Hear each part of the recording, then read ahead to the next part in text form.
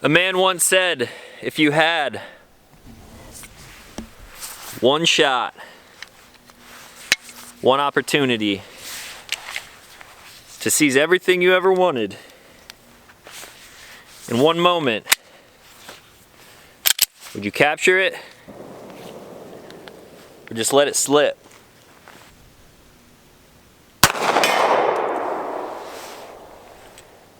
Sunday GUNDAY.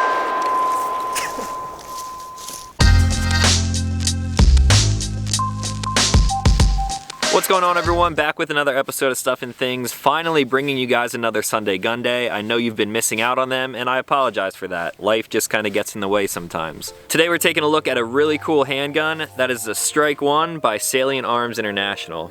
Before I get into shooting and testing this thing, let me give you a little bit of background about how this gun came about. The Strike One basically started as a big collaboration between two companies, Salient Arms International and Arsenal Firearms. Salient is most known for their customization of Glocks and rifles and other things of that nature. Whether you're into guns or not, there's a good chance that you have seen one of their guns before if you've watched any of the Transformer movies. I can't even imagine how much money they paid to have their guns used in that movie. Arsenal Firearms, on the other hand, is the maker of this gun in its stock form. They were an Italian-based company that started back in 2005. There's a chance that you've seen one of those double-barrel 1911s somewhere on the internet. That's Arsenal Firearms. They made those firearms, and they also made the Strike One. Salient got their hands on the Strike, did one of their Tier 1 packages, and this gun was born. Now, right off the bat, there's a lot of things going on with this gun. One, it is a full-size gun. It's bigger than a Glock 19, bigger than a 17, and it's about the same size as a Glock 34. I don't have the biggest hands in the world, but the grip has a lot of real estate going on there. No matter how big your hands are, chances are you're not going to have a problem getting a grip on this gun. It's obviously a polymer handgun, striker fired, 17-round magazines. As the Strike comes stock, it's pretty similar to any other handgun that you can get on the market today. Then of course Salient took it and worked their magic on this gun. Salient's Tier 1 package includes a couple different things. For starters, it has nice front serrations, which I like on most of my handguns. A big cutout window on top of the slide exposing the barrel. That's really going to lighten the slide and hopefully keep this thing shooting really flat. From the window cut to the back of the rear sight, there's some nice checkering. Aesthetically pleasing in my opinion. It might cut down on some glare from the sun, but other than that, I don't think it's very functional. They of course have their branding on both sides of the slide, and if I picked this gun up unknowingly, I don't think I would be able to tell that it was from Arsenal Firearms in the first place. The slide also has their steel combat sights with a nice red fiber optic inlay in the front post. The frame has their typical stippling package, nothing out of the ordinary there. And of course, there's an SAI box fluted match barrel with the titanium nitride coating. A lot of people think that that gold color is just to look cool, but really that's a titanium nitride. It's a lot more durable than other coatings and it keeps the slide moving nice and smooth. Internally, they're using their SAI competition trigger, which I'll get to in a little bit. And other than that, that's really all there is to it. That's enough for an overview. I've had this gun for 2 weeks yet and it's been killing me that I have not put any rounds through it. I wanted to save the first couple shots to be shown on camera, so let's load this thing up. Today, and in like most of my videos, I'm just going to be shooting some 115 grain FMJ. Don't have an ammo sponsor here on Stuff and Things, but this gun was provided to me by Panda Tactical. If you've been to my channel before, you already know who they are. I will leave links to all of their stuff in the description down below. Now let's see what this thing can do.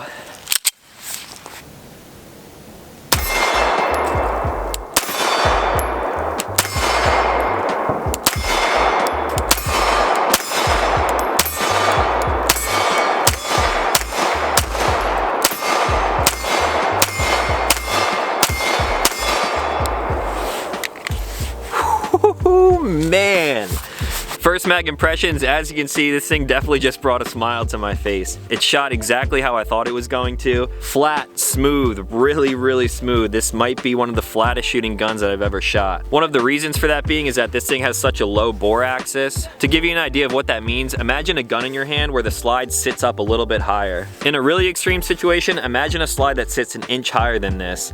As the gun cycles, it's gonna come back and all of that weight is gonna be transferred into your arm. If that weight is sitting an inch or two above your hand, it's gonna act like a pivot and it's gonna wanna make the muzzle rise up. As you can see, the way this sits in my hand, you can get a super high purchase on the gun, and then when the slide comes back, it's riding right in line with your arm. If the slide was riding up higher like this, all of this weight is gonna cause the muzzle to flip up.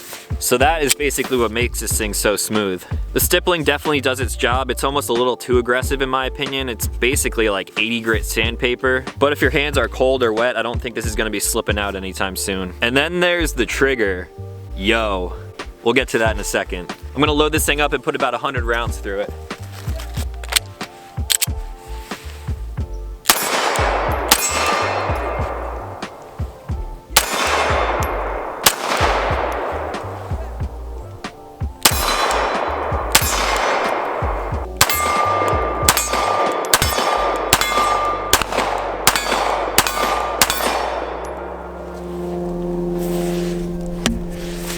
This thing is sick.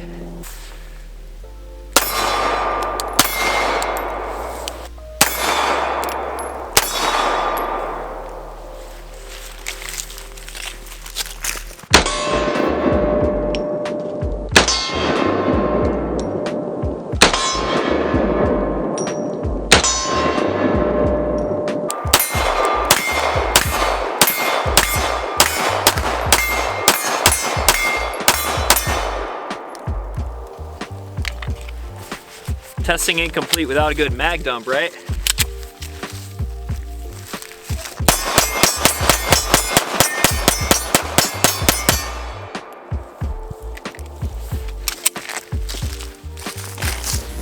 Alright, my final thoughts on the Salient Arm Strike 1. Let's get the obvious out of the way. This thing is a great gun. I was actually pretty surprised with how flat and smooth this thing shot. Being that the slide is so long and they did cut out the window to reduce weight, I thought the recoil was going to be a little bit more, but man was I wrong. This thing is just so smooth. It's a really easy gun to shoot too. I'm pretty sure anyone could pick this up and shoot it pretty damn proficiently. I'll actually take this thing down and show you another reason why it is so smooth.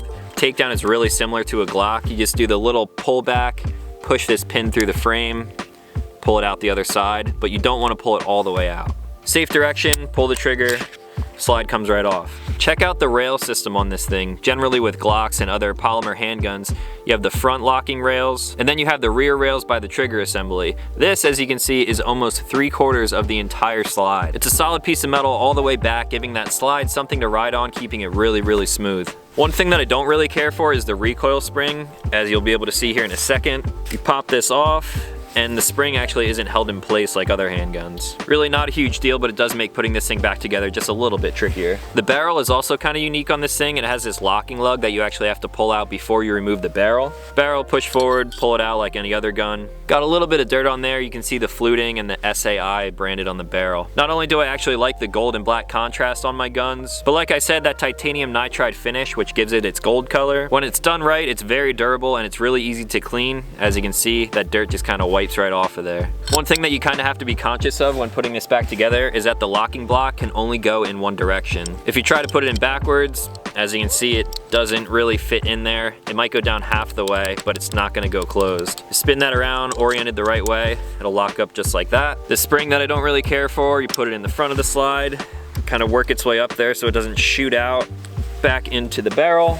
Line up the rails, pin goes through, good to go. Just because this gun is unique in those ways doesn't mean that it's any harder to take care of. The grip feels good, like I said, a little bit like sandpaper. This gun, in my opinion, is too big to carry, but if you were carrying it with this up against your stomach all day, couldn't find that very comfortable. If I wanted to refinish these tables, I'm pretty sure I could just rub the grip of the gun up against there. But in reality, that's what you want. If my hands are cold, wet, muddy, there's no chance that this gun is coming out of my hand, even if someone is fighting with me to get it out. The mag release is nice. It might be a little bit extended. I'm not sure how these come stock, but I never had any problem with the mag dropping loose or anything like I've seen with some other extended mag releases. The front of the frame has this notch like on the Gen 5s. Like I said in that video, I'm really not a fan of that, but on this gun, because the grip is so long, it really doesn't touch my pinky at all. Doesn't seem to bother me. The way they contoured the notch too is pretty nice, like it's supposed to be there, where on the Glock it looks like it was an afterthought. The mag well is flared. I can slam magazines in this thing all day, no problem. It's basically a competition pistol right out of the box.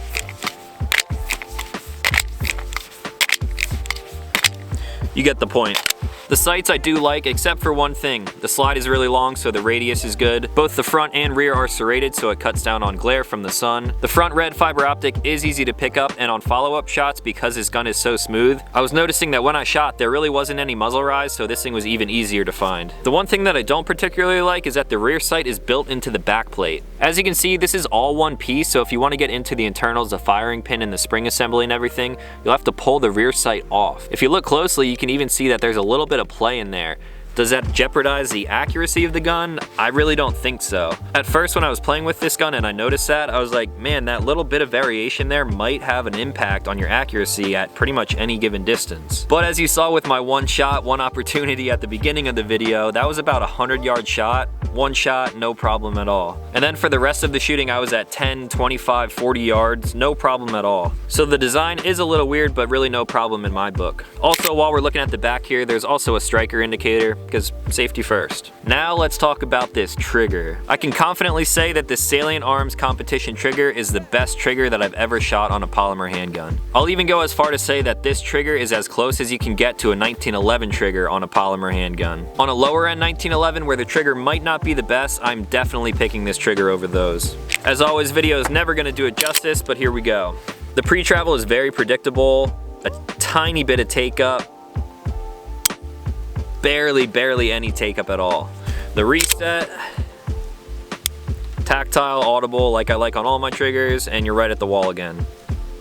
Even dry firing this thing before I put any rounds through it, I could already tell how good the trigger was, and after shooting it with live ammo, it met all the expectations that I had for it. It's kind of hard to describe, but the pre-travel of it is super predictable. I can push it right to the wall every time, and that's where it's gonna break. I can do this over and over again, pulling it right to the wall, even though the trigger pull is really light, and once it's there, it's going off. Another polymer handgun trigger that I could compare this to would be the Agency Arms trigger on Panda Tactical's Smith & Wesson. That hand-fit Agency trigger is really nice, but this still beats it. Check it out again. Pre-travel, take up, which is hardly anything, and break.